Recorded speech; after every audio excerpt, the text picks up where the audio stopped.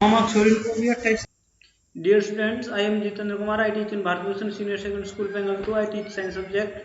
Students, मैं आपको 10th class का जो सेकंड चैप्टर हमारा अम्ल क्षारक और लवण, तो इसके जो हमारे टेक्सुअल क्वेश्चंस हैं, मतलब परीक्षा उपयोगी जो क्वेश्चंस हैं, उनको मैं करा रहा हूँ, जो हमारी परीक्षा की दृष्टि से बहुत ही महत्वपूर्ण है। आप उनको केवल ध्यान से सुने और समझें। अब ये कह रहा है कि आपको 3 परख नलियां दी गई, इनमें से एक में आश्रित जल, दूसरे एवं शेष 2 में से एक में अम्लीय विलयन तथा दूसरे में क्षारीय विलयन। यदि आपको केवल लाल लिटमस पत्र दिया जाता है तो आप प्रत्येक परख नली में रखे गए पदार्थों की पहचान कैसे करेंगे?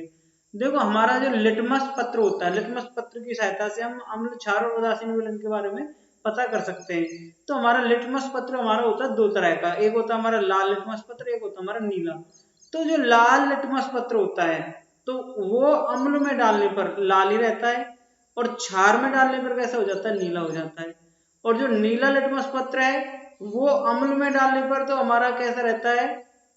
अम्ल में डालने पर, नीला लिटमस पत्र अम्ल में डालने पर हो जाता है हमारा लाल, और बेस में क्षार में डालने पर ही हमारा नीला रहता है। और उदासीन विलयन का हमारे जो लिटमस पत्र पर कोई प्रभाव नहीं पड़ता है, तो हम उसी का उपयोग करेंगे।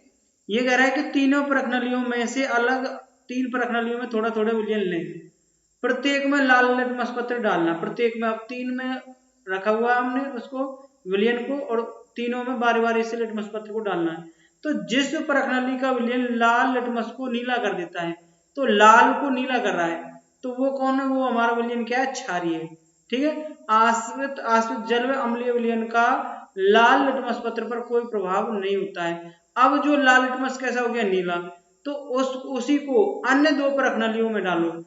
आश्रित जल का नीले लिटमस पत्र पर कोई प्रभाव नहीं होता, जबकि शेष अम्लीय विलयन, हमारा विलयन जो है वो अम्लीय, क्योंकि यह प्राप्त नीले लिटमस को पुनः लाल कर देता है। कहने का मतलब ये है कि जो हमारा अम्ल होते हैं वो हमारे नीले लिटमस पत्र को लाल करते हैं, और जो क्षार होते हैं वो लाल लिटमस पत्र को हमारा नीला करते हैं। और उदासीन विलयन का लाल और नीले लिटमस पत्र पर कोई प्रभाव नहीं पड़ता है। अगला क्वेश्चन है हमारा, पीतल एवं तांबे के बर्तनों में दही एवं खट्टे पदार्थ नहीं रखने चाहिए, क्यों? देखो, दही एवं खट्टे पदार्थों में, जो खट्टे पदार्थ होते हैं उनमें कार्बनिक अम्ल होते हैं। जैसे दही जो होती है उसमें हमारा लैक्टिक अम्ल होता है। तो ये अम्ल कॉपर व जिंक जैसी धातुओं के साथ क्रिया करके यौगिक बनाते हैं। ये पदार्थ, ठीक है, जो ये जो नए पदार्थ बनते हैं ये हमारे विषैले होते हैं। ये खाद्य पदार्थों के साथ मिलकर उन्हें विषाक्त कर देते हैं। दैट मीन्स उन्हें उपभोग के योग्य नहीं रहने देते, वो खराब हो जाते हैं, हमारे खाने योग्य नहीं रहते हैं। अगला क्वेश्चन है हमारा, धातु के साथ अम्ल की अभिक्रिया होने पर सामान्यतः कौन सी गैस निकलती है? एक उदाहरण के द्वारा समझाइए। इस गैस की उपस्थिति की जांच आप कैसे करेंगे? देखो, आपको ध्यान से सुनना है कि जो हमारे अम्ल होते हैं वो धातु के साथ अभिक्रिया करने पर हाइड्रोजन गैस निकालते हैं। ठीक है। तो अब ये कह रहे हैं कि जब एक अम्ल धातु के साथ क्रिया करता है तो हाइड्रोजन गैस मुक्त होती है। अब एग्जांपल में इसने दिखा दिया, Zn हमारा जिंक धातु है, प्लस में Cl हाइड्रोक्लोरिक अम्ल है, तो ये रिएक्ट करेंगे, क्या बनेगा? ZnCl2 प्लस में हाइड्रोजन गैस। अब ये तो हमारे रिएक्शन हो गए। अब हमें इसकी जांच और करनी है कि ये हाइड्रोजन गैस है या नहीं। तो हाइड्रोजन गैस की उपस्थिति की जांच के लिए गैस के पास जलती हुई तीली ले जानी होती है। ठीक है। तो यह गैस ज्वलनशील होती है तथा पॉप की ध्वनि के साथ जलती है। ठीक है। इससे अगला क्वेश्चन है हमारा, कोई धातु यौगिक ए तनु हाइड्रोक्लोरिक अम्ल के साथ अभिक्रिया करता है तो बुदबुदाहट उत्पन्न होती है। तो इससे उत्पन्न गैस जलती मोमबत्ती को बुझा देती है। यदि उत्पन्न यौगिकों में एक कैल्शियम क्लोराइड है तो इस अभिक्रिया के लिए संतुलित समीकरण लिखना है। तो ध्यान से सुनना है कि हमारा, देखो, जलती हुई मोमबत्ती को कौन सी गैस बुझाने कार्य करती है?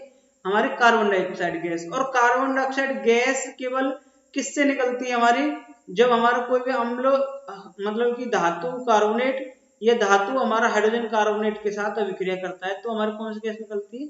CO2 गैस निकलती है।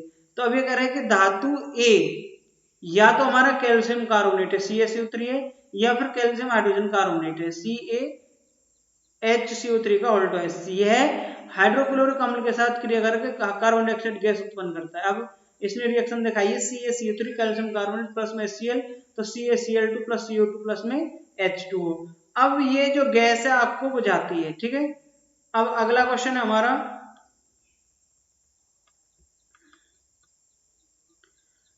HCl HNO3 आदि जलीय विलयन में अम्लीय अवलक्षण क्यों प्रदर्शित करते हैं, जबकि एल्कोहल एवं ग्लूकोज जैसे यौगिकों के विलयन में अम्लता के अवलक्षण नहीं प्रदर्शित होते हैं, ये बताना है। देखो HCl और HNO3, HCl का मतलब हाइड्रोक्लोरिक अम्ल और HNO3 नाइट्रिक अम्ल है, ठीक है, ये HNO3 नाइट्रिक अम्ल हो गया।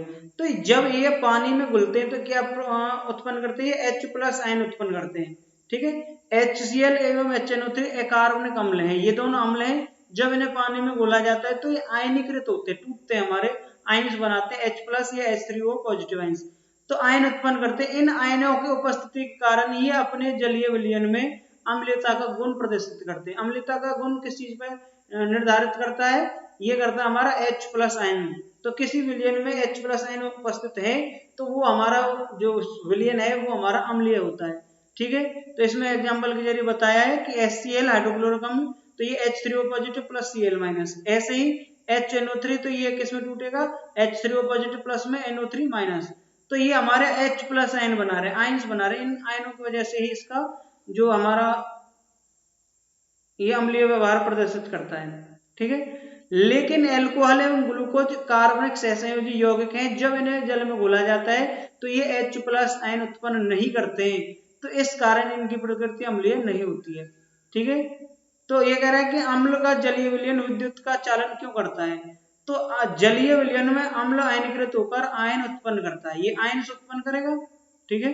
जो हमारा अम्ल होता है वो पानी में घुलने पर आयन उत्पन्न करता है। अब एग्जाम्पल में दिखाया इसने कि H2SO4 सल्फ्यूरिक अम्ल है, ये हाइड्रोजन सल्फेट, ठीक है, सल्फ्यूरिक अम्ल है, तो ये क्या किस में टूटेगा, H3O पॉजिटिव प्लस में SO4 2 माइनस, ठीक है।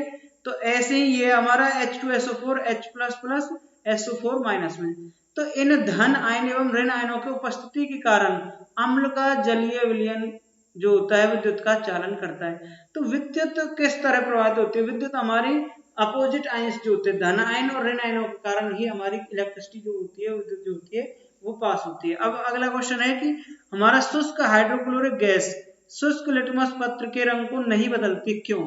देखो शुष्क हाइड्रोक्लोरिक गैस शुष्क लिटमस पत्र के रंग को नहीं बदलती, क्योंकि आयनीकरण के लिए जलीय माध्यम का होना आवश्यक है। शुष्क परिस्थितियों में यह H+ आयन उत्पन्न नहीं करेगी तथा एक अम्ल के रूप में कार्य नहीं कर पाएगी। देखो अम्ल के रूप में कार्य कब कर पाएगी, जब ये हमारा आयंस उत्पन्न करेगी, और आयंस उत्पन्न करने के लिए हमारा पानी को होना बहुत ही आवश्यक है। तो अगला क्वेश्चन है हमारा,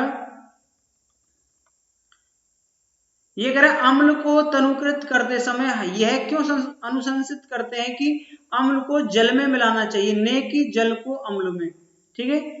ये कह रहा है कि अम्ल को जल में मिलाना चाहिए, अम्ल को जल में मिलाना चाहिए, पहले हमें जल लेना है फिर उसमें हमें धीरे धीरे से उसमें अम्ल डालना है, न कि जल को अम्ल में। ये नहीं है कि हमारा किसी विलयन वो हमारा बीकर में हम अम्ल लें और उसमें ऊपर से हम पानी डाल दें, नहीं।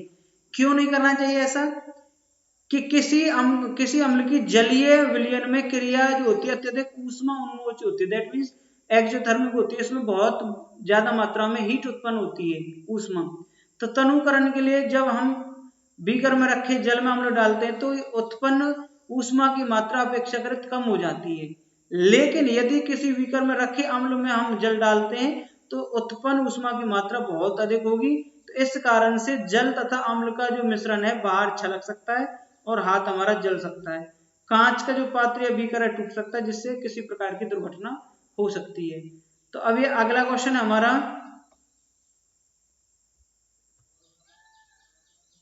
जब सोडियम हाइड्रोक्साइड विलयन में अधिक क्षारक मिलाते हैं तो हाइड्रोक्साइड आयन OH- की सांद्रता कैसे प्रभावित होती है। तो देखो ध्यान से सुनना है कि हमारा OH- आयन्स हैं और जो सोडियम हाइड्रोक्साइड क्या है, ये भी हमारा क्षारक है, तो ये भी हमारा पानी में घुलने पर क्या देता है, ये हमारा OH- आयन देगा। तो OH- पहले से उसमें ज्यादा है और अधिक होंगे तो क्या होगी, उनकी सांद्रता बढ़ जाती है। तो जब सोडियम हाइड्रोक्साइड विलयन में अधिक क्षारक मिलाते हैं तो OH- आयनों के प्रति इकाई आयतन में सांद्रता की बढ़ोतरी होगी और विलयन अधिक प्रबल व सांद्रित हो जाएगा, ठीक है। अगला क्वेश्चन है हमारा,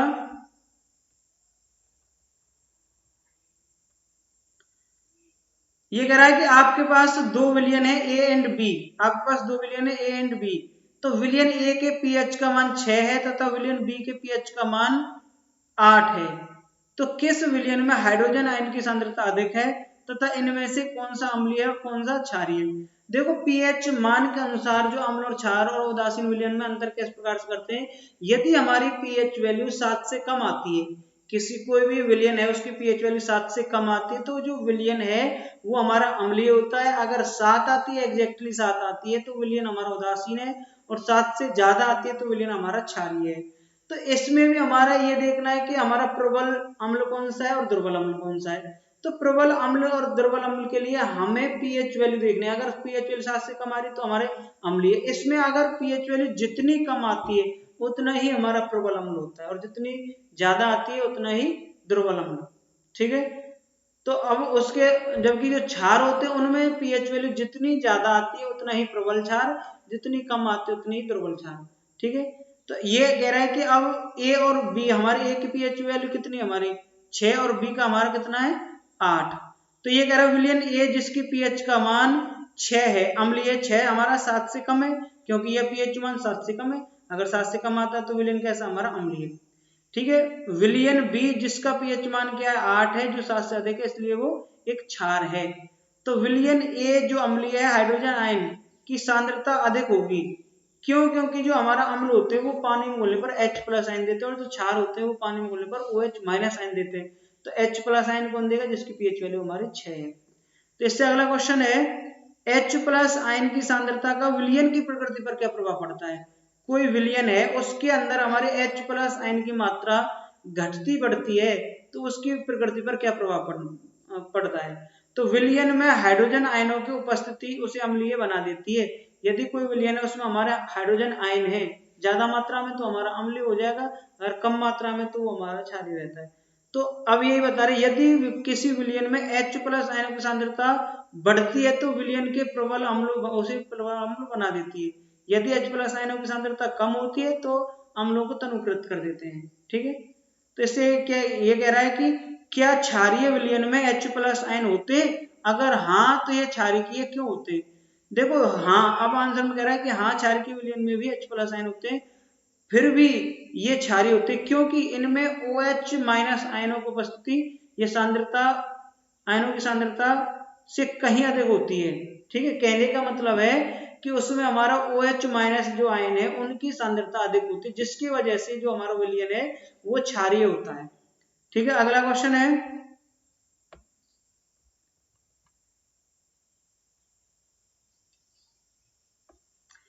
CaOCl2 यौगिक का प्रचलित नाम बताना। तो CaO कैल्शियम ऑक्सीक्लोराइड का प्रचलित नाम क्या है? वृंजक चूर्ण। ठीक है, तो अगला क्वेश्चन है हमारा,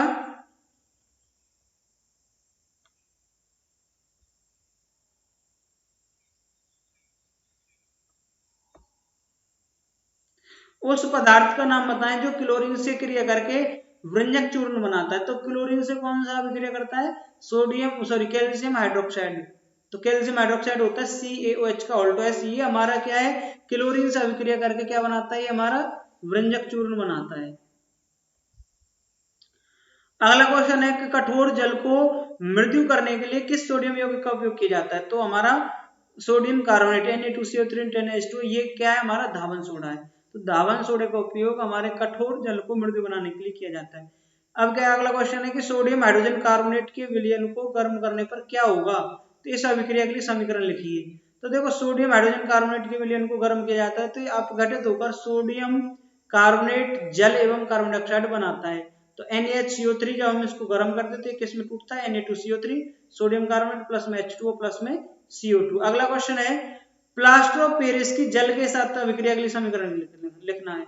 तो ये कह रहा है प्लास्टर ऑफ पेरिस क्या होता है? CaSO4 half H2O। ये चीज ध्यान देना है, अगर यहाँ हमारा हाफ H2 है तो वो हमारा क्या है? Plaster of Paris. अगर यहाँ 2H2 वो जिप्सम है।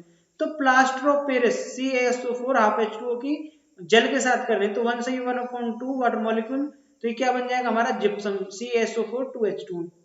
ठीक है, इसमें आपको ये ध्यान रखना है, इसमें क्वेश्चन ऐसे कर सकता है कि जिप्सम का रासायनिक सूत्र लिखिए तो CaSO4 2H2। अगर POP का पूछता है CaSO4 हाफ H2। ठीक है, अगला क्वेश्चन है हमारा, कोई विलयन लाल लिटमस को नीला कर देता है तो इसका पीएच मान संबंध क्या होगा। तो अब ये देखना है कि लाल को नीला कौन करता है, अम्ल या क्षार। तो लाल लिटमस पत्र को नीला हमारा क्षार करता है और क्षार का पीएच मान कितना होता है, 7 से अधिक। तो 7 से अधिक कौन सा इनमें ऑप्शन में, 10।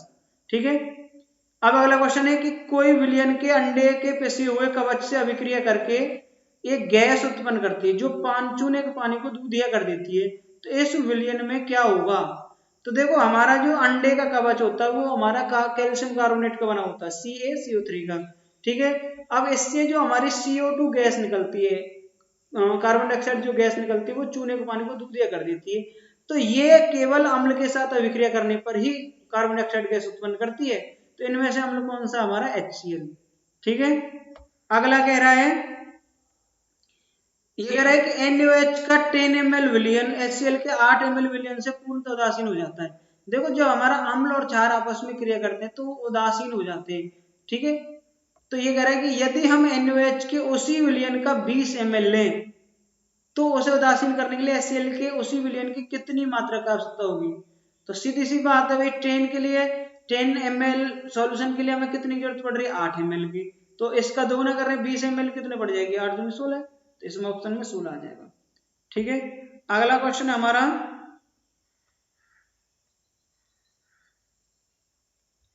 ये कह रहा है कि आश्रित जल विद्युत का चालन क्यों नहीं होता है जबकि वर्षा का जल होता है। तो देखो ध्यान से सुनना है कि आश्रित जल विद्युत का चालक नहीं होता है, विद्युत का चालक नहीं होता है, क्योंकि यह एक सहसंयोजी यौगिक है जिसका आयनीकरण नहीं होता है। मतलब कि जो हमारा आश्रित जल होता है वो सहसंयोजी कार्बनिक यौगिक है, जो उसका आयन में परिवर्तन नहीं होता है, वो आयन्स में नहीं टूटता, जिसकी वजह से वो हमारा विद्युत का चालन नहीं करता है। आयनों की अनुपस्थिति ही अम्लीय आश्रित जल को, आयनों की अनुपस्थिति ही आश्रित जल को विद्युत का चालक बना देती है। तो जबकि जो वर्षा के जल में अनेक अम्लीय गैस होती है जैसे CO2 है, SO2 अशुद्धियों के रूप में घुली हुई होती है। इन गैसों का घोल पानी को आयनीकृत कर देता है। ठीक है, इसलिए वे वर्षा का जल अपनी अम्लीय प्रकृति के कारण विद्युत का चालन करता है। ठीक है, अगला क्वेश्चन है कि जल की अनुपस्थिति में अम्ल का व्यवहार अम्लीय क्यों नहीं होता है। क्यों नहीं होता है, क्योंकि जल की अनुपस्थिति में जो हमारा अम्ल है वो आयनीकृत नहीं होता है। आयनीकृत नहीं होगा तो वो हमारा अम्लीय व्यवहार प्रदर्शित नहीं करेगा। केवल वो अम्लीय व्यवहार कब प्रदर्शित करता है, जब वो हमारा आयनीकृत होता है, दैट मीन्स आयनों में परिवर्तित हो जाता है। तो ये कह रहा है कि अम्ल केवल जलीय माध्यम में ही आयनीकृत होते हैं, ये जल में H+ या H3O पॉजिटिव आयन उत्पन्न करते हैं। इन आयनों के कारण ही ये अम्लों के रूप में व्यवहार करते हैं। H+ या H3O पॉजिटिव आयनों के कारण ही ये जो नेचर होता है, इनका जो प्रकृति होती है वो अम्लीय होती है। जल की अनुपस्थिति में ये अपघटित होकर H+ या H3O पॉजिटिव आयन उत्पन्न नहीं करते, इसलिए ये अपना अम्लीय व्यवहार प्रदर्शित नहीं करते। ठीक है, अब अगला क्वेश्चन है कि 5 विलयन ABCDE कि जब सार्वत्रिक सूचक के साथ जांच की जाती है तो पीएच के मान क्रम से 4, 1, 11, 7 एवं 9 प्राप्त होते हैं। तो इनमें से बताना है कि कौन सा विलयन, ए में पूछ रहा है उदासीन होगा, बी में पूछ रहा है प्रबल क्षारीय होगा, सी में पूछ रहा है कि प्रबल अम्लीय रहेगा और डी में दुर्बल अम्लीय और ई में हमारा दुर्बल क्षारीय। तो अब आपको लिख लेना है, पहले एक में ऑप्शन में उसमें लिख लें, टेबल में विलयन लिख लिया हमने A, B, C, D और E। तो इनके पीएच मान लिख लिए 4, 1, 11, 7 और 9। तो इनमें से अब हमें देखना है कि इनका जिनका पीएच मान एग्जैक्टली 7 है, जिस सॉल्यूशन का जो इस विलयन का पीएच मान एग्जैक्टली 7 है वो तो हमारा उदासीन रहेगा। तो अब हमारा कौन से विलयन का है, तो डी का है 7। तो इसमें हो जाएगा विलयन जो डी उदासीन है क्योंकि इसके पीएच का मान 7 है। तो जिनके पीएच का मान 7 से कम है वो हमारे रहेंगे अम्लीय। ठीक है, तो इसमें ए और बी, ए का पीएच का मान हमारा 4 है और बी का 1 है, ये दोनों अम्लीय है। अब इनमें से भी बताना है कि कौन सा तो हमारा प्रबल अम्ल है और कौन सा दुर्बल अम्ल है। तो जितनी पीएच वैल्यू कम होगी उतना ही हमारा प्रबल अम्ल रहेगा। तो विलयन बी उसकी पीएच वैल्यू 1 है, भाई 1 और 4 में छोटा कौन है, 1। तो 1 वाला जो है वो हमारा प्रबल अम्ल रहेगा। ठीक है, तो इसमें सी वाला जो ऑप्शन है हो जाएगा वो हमारा प्रबल अम्लीय कौन सा है, विलयन बी। ठीक है, इसी तरीके से हम इनको कर सकते हैं। आगे देखते हैं हम,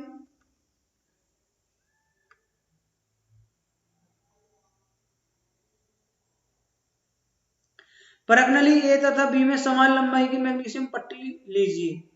तो प्रकनली ए में हाइड्रोक्लोरिक अम्ल तथा प्रकनली बी में एसिटिक अम्ल डालिए, दोनों अम्लों की मात्रा एवं सांद्रता समान है, तो किस प्रकनली में अधिक तेजी से बुध पदार्थ होगी तथा क्यों।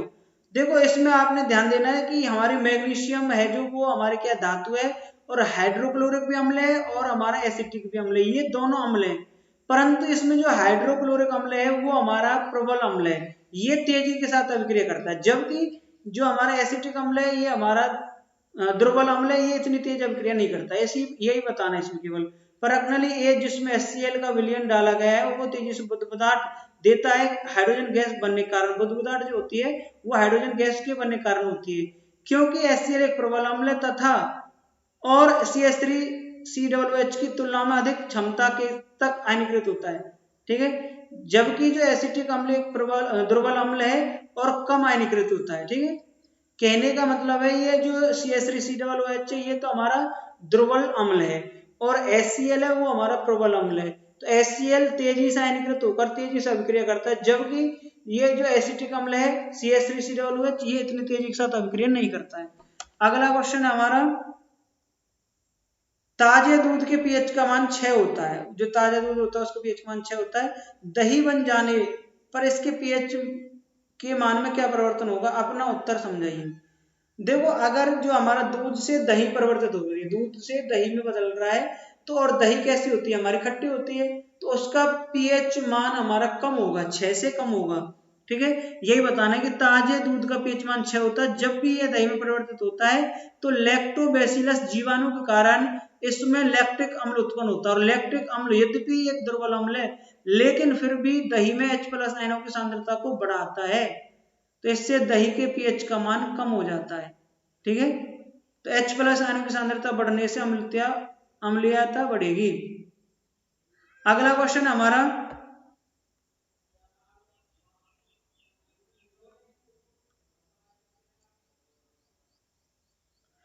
ये कह रहा है प्लास्टर ऑफ पेरिस को आर्द्र रोधी बर्तन में क्यों रखा जाना चाहिए, इसकी व्याख्या करनी है।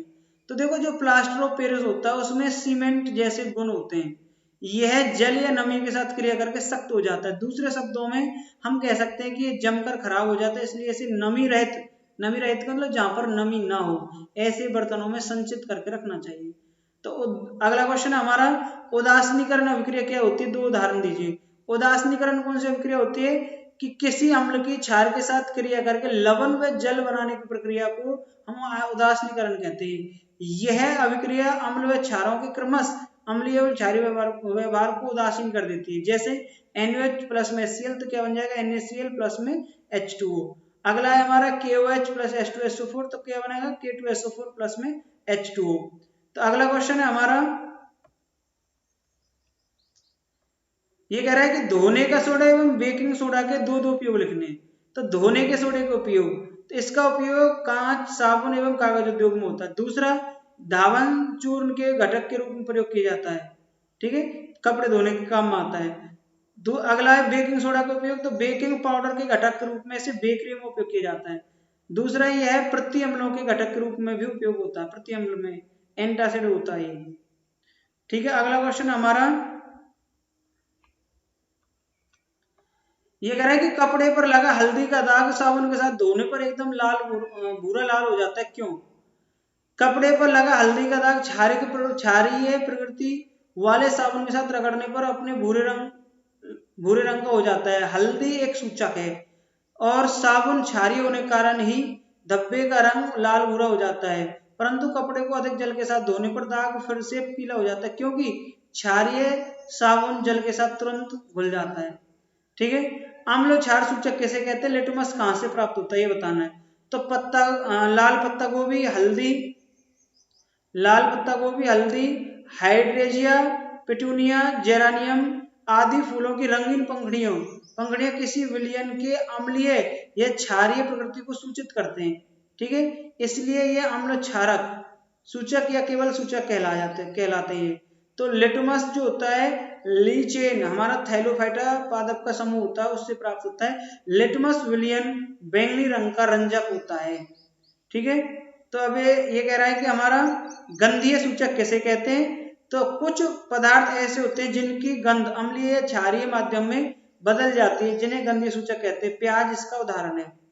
ठीक है, तो गंधीय सूचक क्या होते हैं? वे पदार्थ जो अम्लीय क्षारीय प्रकृति में अपनी गंध बदल देते हैं, जैसे प्याज। अगला क्वेश्चन हमारा, क्या घटित होता है जब जिप्सम को 373 केल्विन पर गर्म किया जाता है? इसके लिए रासायनिक समीकरण दीजिए। तो जब जिप्सम को 373 केल्विन पर गर्म किया जाता है तो इसे प्लास्टर ऑफ पेरिस प्राप्त होता है। इससे इसका रासायनिक समीकरण निम्न है कि हमारा जिप्सम होता है CaSO4 जब हम इसको गर्म करते हैं 373 केल्विन टेम्परेचर पर, तो किसमें टूटता है? CaSO4 हाफ H2O प्लस में 1C1/2 वाटर मॉलिक्यूल। ये जो हमारा CaSO4 हाफ H2, ये क्या है? प्लास्टर ऑफ पेरिस है। अगला क्वेश्चन है कि सामान्य क्षारों या क्षारकों के रासायनिक नाम एवं सूत्रों की सूची बनाएं। तो हमारा क्षार या क्षारक, तो हमारा जैसे हो गया कास्टिक सोडा, तो इसका रासायनिक नाम क्या है? सोडियम हाइड्रोक्साइड, और सूत्र क्या है? NaOH। चूने का पानी, पोटेशियम हाइड्रोक्साइड, KOH। मैग्नीशियम का दूध, तो मैग्नीशियम हाइड्रोक्साइड या कैल्शियम हाइड्रोक्साइड, तो MgOH का ऑल्टोएस या COH का ऑल्टोएस, ये मैग्नीशियम का दूध कहलाता है। अमोनियम हाइड्रोक्साइड भी, ठीक है, NH4OH। अब अगला है कि प्रकृति में पाए जाने वाले कुछ अम्लों की सूची बतानी है। देखो, हमारे अम्ल हमें सोर्स के आधार पर दो तरीके से प्राप्त होते हैं, या तो पेड़ पौधों से और दूसरे जीव जंतुओं से, और हमारा होता है या तो फिर हम उनको प्रयोगशाला में बनाते हैं। तो अब देखो, जैसे कह रहा है कि सिरका जो होता है, सिरके में कौन सा अम्ल होता है? एसिटिक अम्ल। संतरा में कौन सा होता है? सिट्रिक अम्ल। तो इसी प्रकार इमली में टार्ट्रिक अम्ल, टमाटर में हमारा ऑक्जेलिक अम्ल। ठीक है, खट्टा दूध दैट मीन्स जो दही होती है उसमें लैक्टिक अम्ल, नींबू रस में सिट्रिक अम्ल। ठीक है, चींटी के डंक में मेथोनिक अम्ल या फॉर्मिक अम्ल बोलते हैं इसको। नेटल डंक में भी यही होता है, मेथोनिक अम्ल। अगला क्वेश्चन है हमारा, ये कह रहा है कि प्रकृति में उदासीनीकरण का एक उदाहरण है। तो नेटल पहाड़ी क्षेत्रों के जंगलों में उगने वाला एक पौधा है। नेटल एक हमारा पौधा होता है जो पहाड़ी क्षेत्रों में उगता है, पहाड़ी क्षेत्र में जहाँ पर जंगल होते हैं वहां होता है। जिसके पत्तों में डंकनुमा बाल होते हैं। शरीर से छू जाने पर ये मेथोनिक अम्ल युक्त बाल शरीर में डंक जैसा दर्द पैदा करते हैं, परंतु स्थानीय निवासी इसका इलाज इसी पौधे के साथ उगने वाले डॉक नामक पौधे की पत्तियों को रगड़कर करते हैं, क्योंकि इन पत्तियों में क्षारीय पदार्थ होते हैं। अतः नेटल का अम्ल डॉक के क्षारीय पदार्थ से उदासीन होने के कारण डंक का दर्द समाप्त हो जाता है। यह प्रकृति में पाए जाने वाला उदासीनीकरण का उदाहरण है। देखो, क्या होता है कि जो नेटल डंक होता है, नेटल डंक में तो हमारा मेथोनिक अम्ल होता है, और जो डॉक नामक पौधा है उसमें हमारा क्षार होता है। तो ये जब दोनों आपस में मिलते हैं तो ये हमारा क्रिया करके उदासीन कर देते हैं। दैट मीन्स जो हमारे जो डंक होने के कारण जो जलन हो रही है, जो दर्द हो रहा है, वो हमारा खत्म हो जाता है।